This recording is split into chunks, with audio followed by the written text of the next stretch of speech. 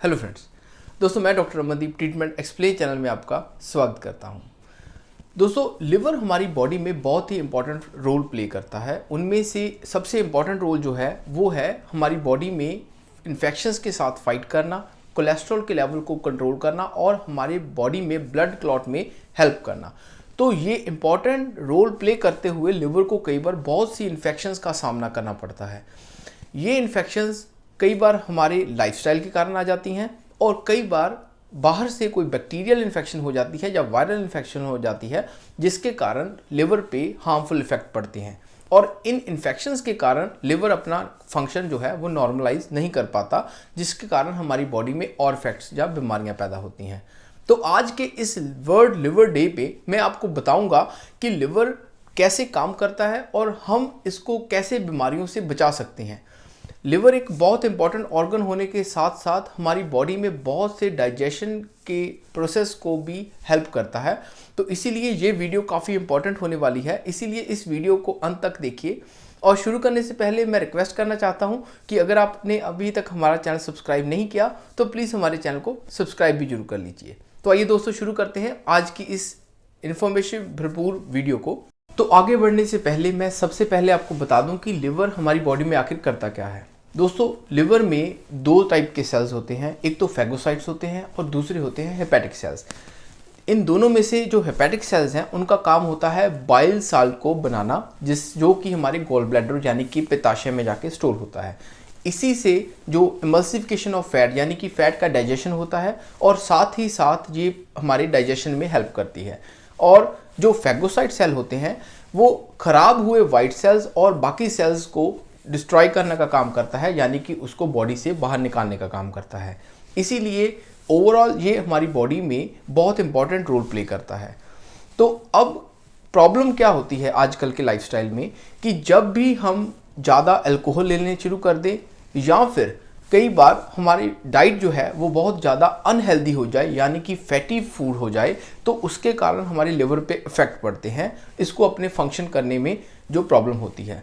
कुछ ऐसी प्रॉब्लम्स होती भी हैं जैसे कि कोई infection, hepatitis A, hepatitis B और सी, ये वायरल इन्फेक्शंस भी लिवर के फंक्शंस में जो इफेक्ट डालते हैं। तो आज की वीडियो में हम बेसिकली बात करेंगे वो डिजीज़ की जो कि हम जाने अनजाने गलती से अपने लाइफस्टाइल में या फिर हमारे डाइटरी हैबिट्स के कारण हमारे लिवर पे प्रॉब्लम होती है। तो उसमें से जो सबसे प्रॉब्लम होती है वो है फैटी लिवर की। फैटी लिवर यानी कि एक ऐसी प्रॉब्लम जिसमें हमारे लिवर पे फैट डेपोजिशन होने लग जाती है जो कि एक्स्ट्रा होती है। तो इसमें प्रॉब्लम क्या होती है, इसमें वो पर्सन जो कि बिल्कुल भी अल्कोहल नहीं लेते या फिर कोई ऐसी डाइट या ऐसी इन्फेक्शन को सामने ग्रसित हैं जिससे उनके लिवर पे जो फैट जो है वो अक्यूमुलेट होने लगती है।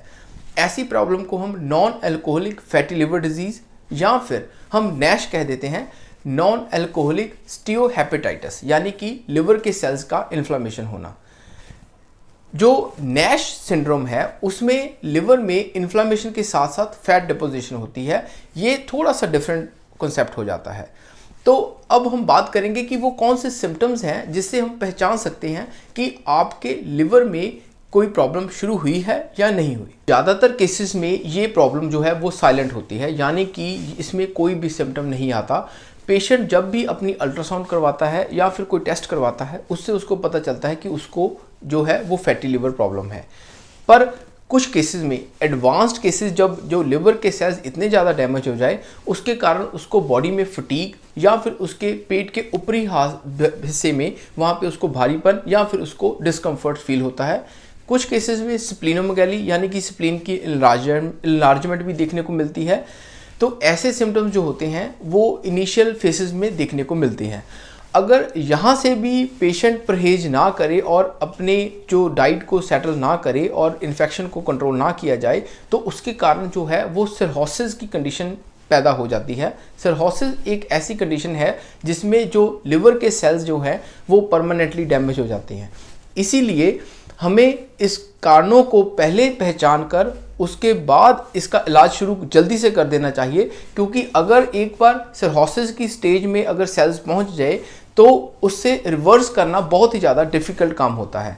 लिवर के सेल्स खुद ब खुद जनरेट होते रहते हैं, इसीलिए इनिशियल फेसेस में अगर हम अपने परहेज शुरू कर दें और हम मेडिकेशन शुरू कर दें, उससे लिवर के सेल्स जल्दी रिपेयर हो जाते हैं और लिवर फिर से अपनी नॉर्मल कंडीशन में आ जाता है।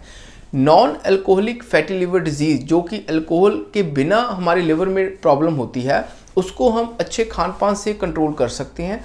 इससे हमारे लिवर में जो इन्फ्लामेशन है वो जल्दी कंट्रोल हो जाती है।